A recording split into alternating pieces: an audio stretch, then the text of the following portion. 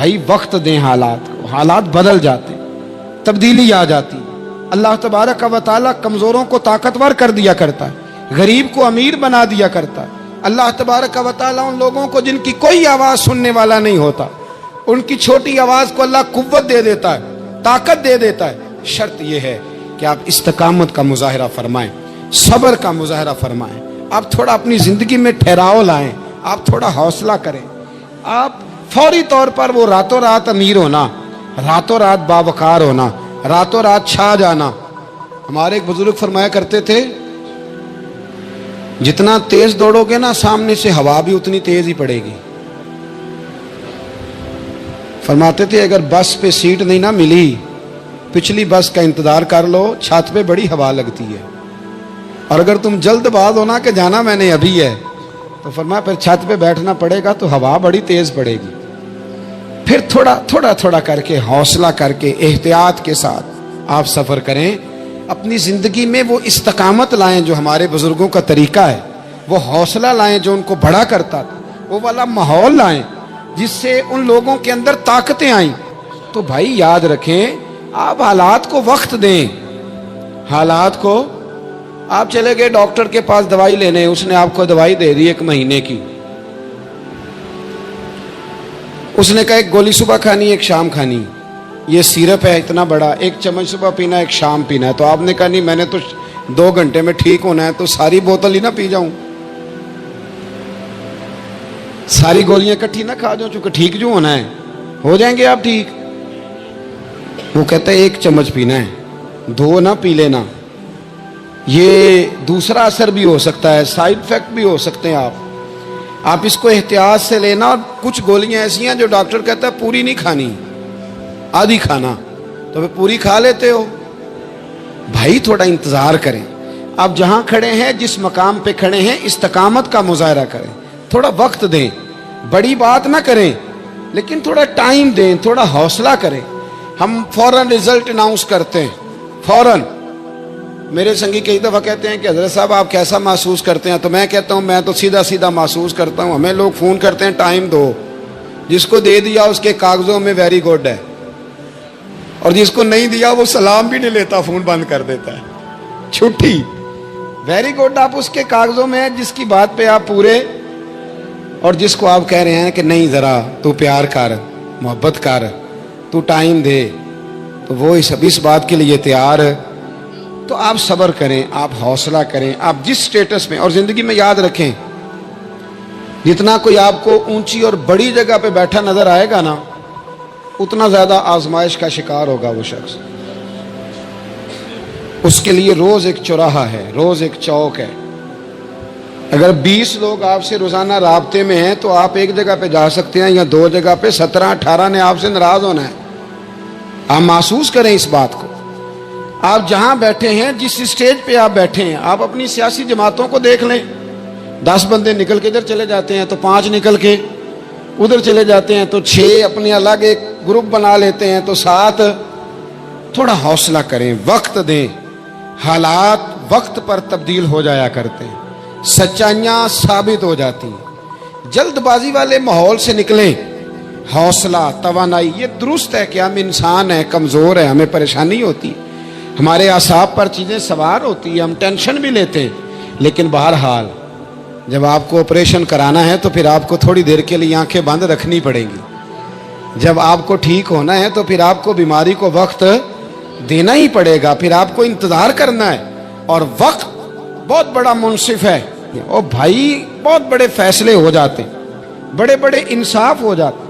اگرچہ وقتی طور پر فضا کچھ اور بنتی ہے، لیکن سچ ہمیشہ سچ ہوتا ہے، حق ہمیشہ حق ہوتا ہے، حق نکھر جایا کرتا ہے۔ بہت سارے جھوٹ اور پراپوگنڈے کے بیچ میں سے سچ میں طاقت ہوتی ہے، وہ خود اپنی قوتیں بنا کے بیچ میں سے اڑ جایا کرتا ہے، اور اڑ کے وہ چھا جایا کرتا ہے، اس کے اندر قوت ہوتی ہے، ہمت ہوتی ہے۔ وقت دیں، حالات ٹائم دیں، آپ دیکھیں کتنی جلدی حالات بدلتے ہیں۔ بڑا نام ہے امام احمد بن حنبل کا، بڑا تذکرہ ہے، بڑا کچھ ہے۔ پتہ ہے آپ کو کہ امام احمد بن حنبل کتنا عرصہ جیل میں رہے ہیں؟ इमाम साहब को इतने दुर्रे मारे जाते थे कि जब आपका कुर्ता उतारा जाता था तो उससे खून नुचड़ रहा होता था।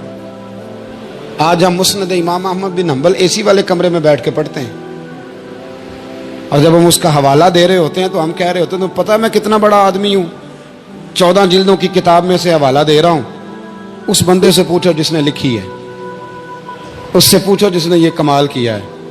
और इतना बड़ा आदमी और सच्चा बादशाह मार रहा है। एक दिन उसने ताना भी दिया, कहने लगा अहमद बिन हंबल मुझे भी पता है आप ठीक हैं और आपको भी पता है आप ठीक हैं, जुल्म हो रहा है, ज्यादती हो रही है, पर लोग आपकी सपोर्ट क्यों नहीं कर रहे? दुनिया आपके पीछे क्यों नहीं चल रही? कोई आपके साथ क्यों नहीं आ रहा? तो इमाम अहमद बिन हंबल कहने लगे इतना ही काफी नहीं कि तू मेरे ऊपर जुल्म करके भी मुझे सच्चाई कह रहा है, ये मेरी जीत काफी नहीं। और फरमाया अगर तूने रिजल्ट देखना हुआ ना तो तेरा और मेरा रिजल्ट जनाजे वाले दिन निकलेगा। हजरत सुल्तान बाहू से किसी ने कहा था जिंदगी में बड़े मुरीद हुए, कहने लगे नहीं, रब दा तालब कोई नहीं मिलया, जो मिले तालब ज़रदा हो। आए हैं लोग तवीज़ धागा लेने, रब दा तालब कोई ना मिलेगा, जो मिले तालब ज़रदा। वो लेने आए थे तवीज़, हमने भी दे के भेज दिया, बात ख़त्म हो गई। शाह बकीउद्दीन इब्ने मखलद के उस्ताद फरमाने लगे कि बेटा तेरा ज़रफ़ बड़ा है और मेरा इल्म थोड़ा है, अगर तूने सही तरह पढ़ना है तो बगदाद इमाम अहमद बिन हंबल के पास चला जा, सही तरह पढ़, फिर वो तेरी तिश्नगी ख़त्म करेंगे, तेरी प्यास बुझा देंगे, चला जा। कहते हैं मैं कश्ती में बैठा आने के लिए, रास्ते में तूफान आ गया, कश्ती को जाना कहीं और था, चली कहीं और गई। एक जजीरे पे हम उतरे। फरमाते हैं कि वहाँ पैसे वैसे भी ख़त्म हो गए, पत्ते खा के गुजारा करना पड़ा। बगदाद की सिमत का तयन करके पता करके उस तरफ मैं चलने लगा पैदल। हमारा बच्चा माशाल्लाह से जो अब्बा जी से पूरे पैसे लेके जाता है ना पढ़ने के लिए, उसका भी पूरा प्रेशर होता है अब्बा जी के, आपको पता नहीं मैं पढ़ाई कर रहा हूँ, हालांकि बाद में पैसे सारे अपने अकाउंट में जमा कराता है, अब्बा जी को देता, लेकिन प्रेशर क्रिएट करता है कि मैं तालीम हासिल कर रहा हूँ आपके हुक्म पर, लिहाजा आप मेरा एहसान माने, माज़अल्लाह था। कहते मैं तयन करके बगदाद की सिमत चलने लगा, शहर बगदाद की ये निशानी।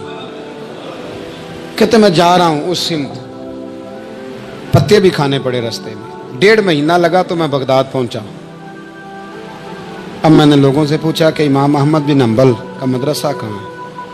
जब मैंने कहा ना इमाम अहमद बिन हंबल, तो एक ज़माने में नाम बजता था, डंका बजता था। आज जेल में जब कहा ना इमाम अहमद बिन हंबल, तो जिससे पूछा कहने लगा चुप कर जा, उनका जिक्र ना करना, तो उनका नाम लेता है जेल ही जाता है, उनका ना नाम लेना, खबरदार। कहते मैंने कहा क्या हुआ? का बादशाह मुखालिफ हो गया, इमाम साहब का दारुल उलूम तो बंद हो गया, वो तो घर में कैद हैं। तवज्जो है मेरी बात पर?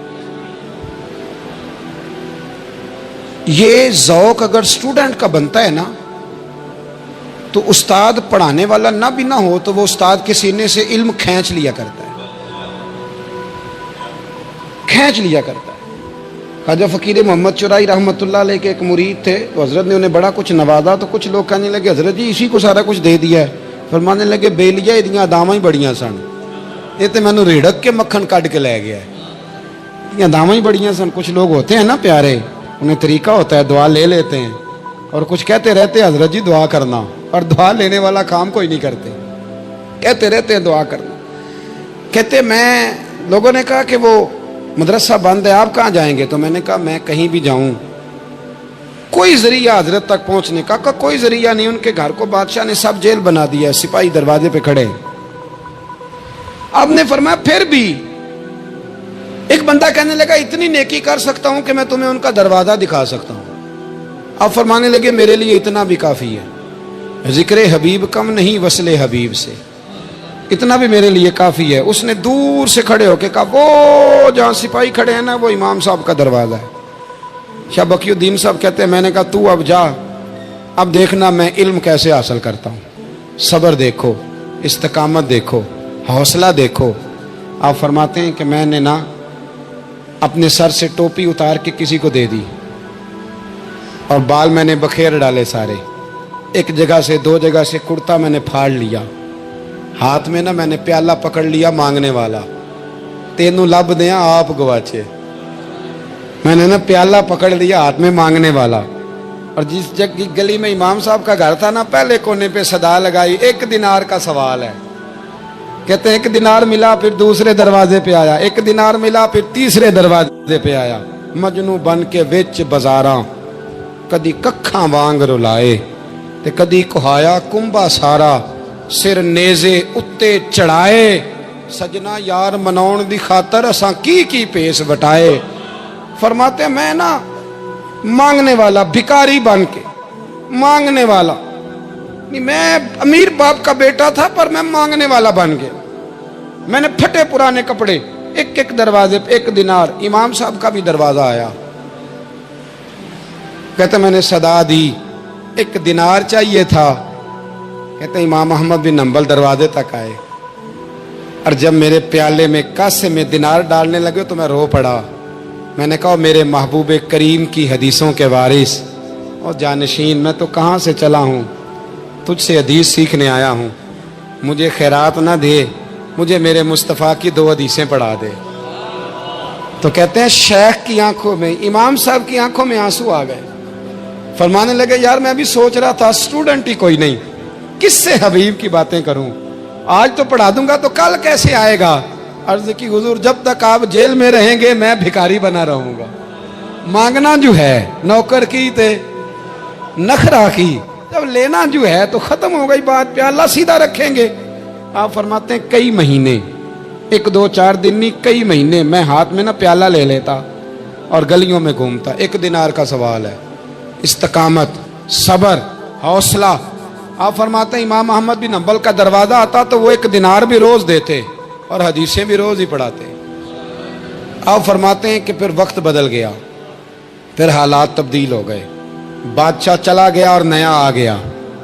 फरमाते हैं वो इमाम साहब का अकीदतमंद था, उसने मदरसा बड़ा बना के दिया, उसने मसनद बिछा के दी। पहले दिन जब इमाम साहब मसनद हदीस पर जुब्बा पहनकर, इमामा बांधकर, खुशबू लगाकर मिंबर पर बैठे हदीसें बयान करने, फरमाते हैं जब मैं आया ना सामने तो मैं उन्हें देख के रो पड़ा, वो मुझे देख के रो पड़े। फरमाते हैं उन्होंने कहा रास्ता छोड़ दो, इसे आगे आने दो। जब मैं आगे आया तो इमाम साहब फरमाने लगे पहले भी बड़ा पढ़ाया था, अब भी जिंदगी भर पढ़ाऊंगा, पर जिस सब्र और इस्तकामत से तूने पढ़ा है, जो मजा उन दिनों में आया है शायद दोबारा कभी ना। थोड़ा हौसला पैदा करें, थोड़ा इस्तकामत का मुजाहरा करें, थोड़ा सा ना। वो हजरत ख्वाजा निजामुद्दीन साहब से एक शख्स ने आके कहा था मेरा पीर कामिल नहीं तो मैंने बदलना है। फरमाया शरीक कबाहत तो कोई नहीं। कहने लगा नहीं। तो आप फरमाने लगे तो अल्लाह की रजा के लिए खिदमत कर, हो सकता है तेरी खिदमत की बरकत से अल्लाह उसे कामिल कर दे, अल्लाह कामिल बना दे, तेरी बरकत से कामिल हो जाए। थोड़ा इस्तकामत का माहौल बनाएं। मैं इस ज़माने में जो सबसे ज़्यादा कमज़ोरी महसूस करता हूँ लोगों के अंदर, यह है कि तदब्बुर नहीं, हौसला नहीं। एक बुत होता है मेरी ज़ात का जिससे मैं सारी ज़िंदगी बाहर नहीं निकल पाता। मैं कहता हूँ जो मैं कह रहा हूँ वो होना चाहिए, जो मैं चाह रहा हूँ वो होना चाहिए, जो मेरी ख्वाहिश है वो होना चाहिए। ऐसा नहीं होगा।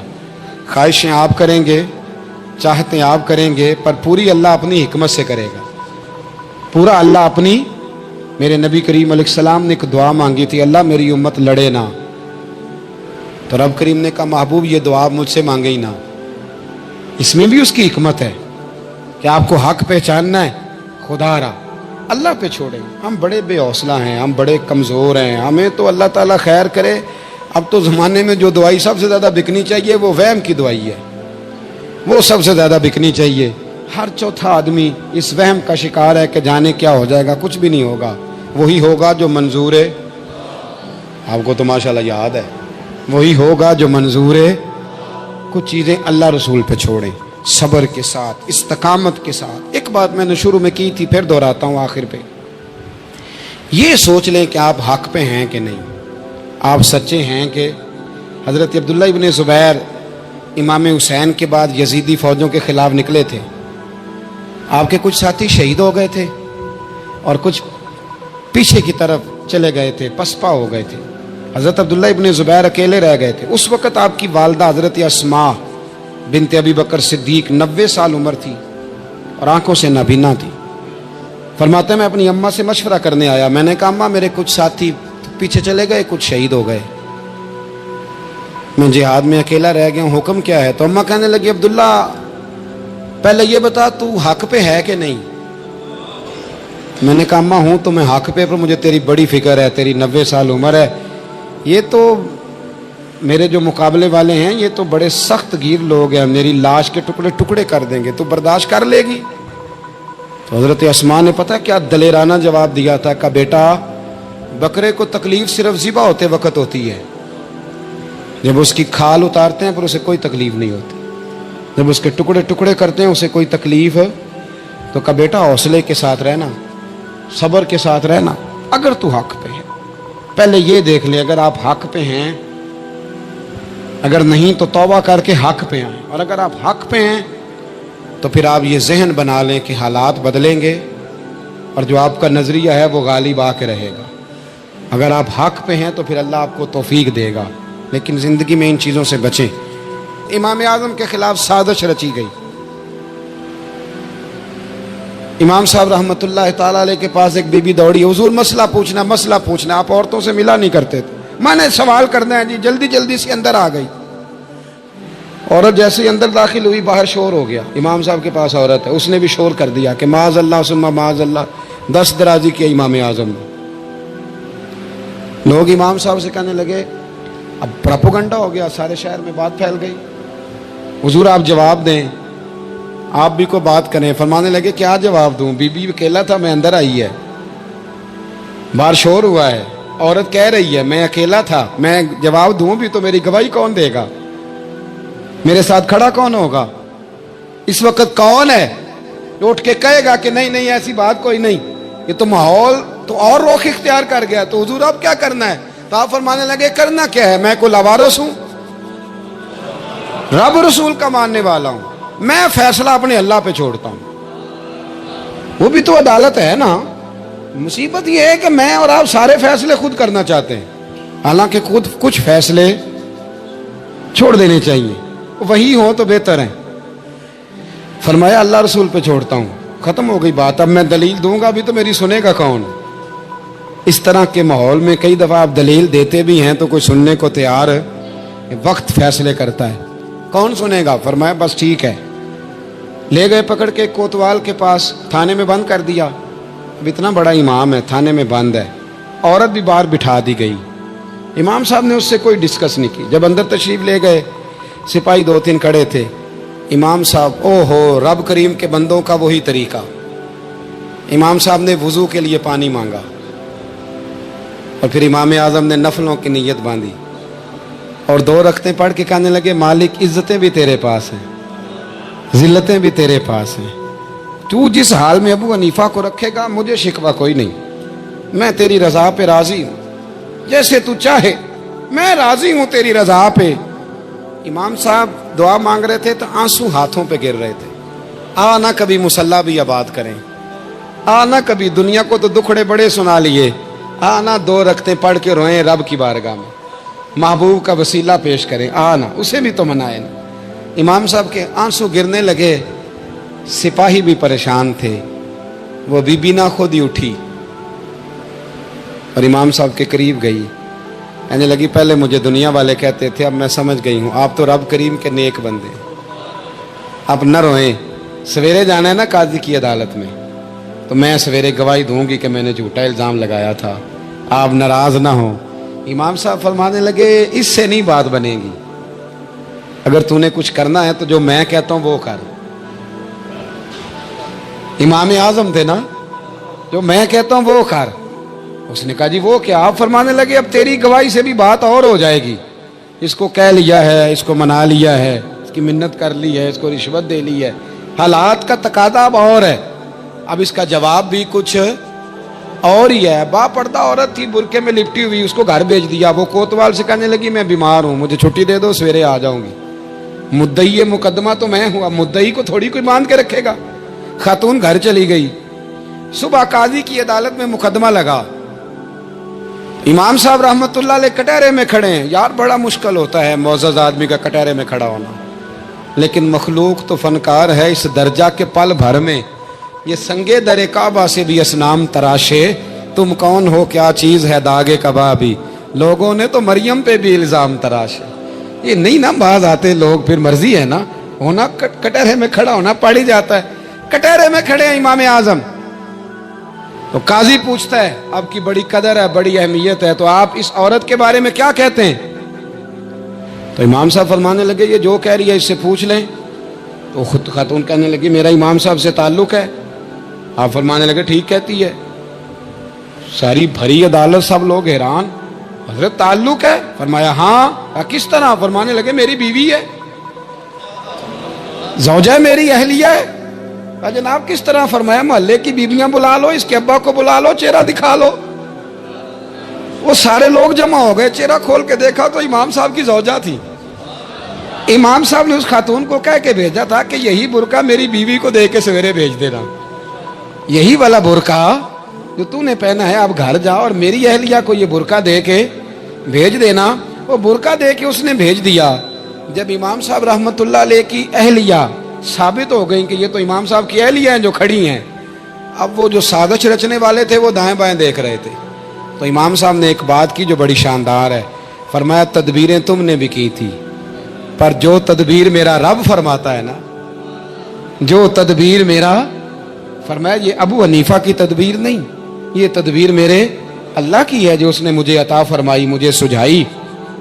اب قاضی صاحب نے حکم دیا کہ جتنے لوگوں نے الزام لگایا ہے وہ سارے معافی مانگیں، وہ آئیں جس نے بات کی۔ بھائی وقت کو دیکھیں، فیصلے اللہ کے حوالے کریں۔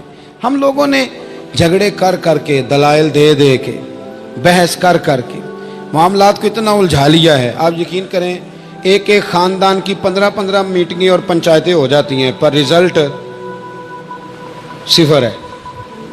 وہ جی وہ فلاں چودھری صاحب اس کے ساتھ مل گئے تھے، فلاں آدمی ادھر چلا گیا تھا۔ آپ تھوڑا وقت دیں، صبر کریں، استقامت کا مظاہرہ کریں۔ آپ دیکھیں حالات کس کروٹ بیٹھتے ہیں۔ کئی دفعہ صلح کی پیشکش کی جناب ابو سفیان کو، لیکن وہ مانتے نہیں تھے۔ حضرت عباس فرماتے میں نے کئی دفعہ انہیں کہا، حدیبیہ میں بھی میں نے کہا، انہوں نے سخت شرائط کے ساتھ صلح کی، لیکن جب حضور لشکر لے کے گئے نا میدان میں، توجہ ہے میری بات پر، 10,000 کا لشکر گیا تو پھر ابو سفیان خود اٹھ کے حضرت عباس کے گھر گئے، کہنے لگے میں نے تو آج آپ کے بھتیجے کی شان دیکھی ہے۔ تو حضرت عباس کہنے لگے ابھی بھی وہیں کھڑے ہو، یہ بھتیجے کی شان نہیں، یہ اللہ کے محبوب کی شان ہے، یہ رسول کائنات کی شان ہے صلی اللہ علیہ۔ تو کہا اب میں صلح کرنا چاہتا ہوں، اب میری صلح کرا دو۔ وہاں بھی حضور نے یہ نہیں فرمایا جب ہم کہتے تھے تو کیوں نہیں آتا تھا، جب ہم معاہدات کرنا چاہتے تھے تو کیوں نہیں آتا تھا۔ میرے محبوب نے عزت دے دی، فرمایا تیرے ساتھ بھی صلح ہے، تجھے بھی معافی ہے، اور جو تیرے گھر میں داخل ہو جائے گا اسے بھی معافی ہے۔ ختم ہو گئی بات۔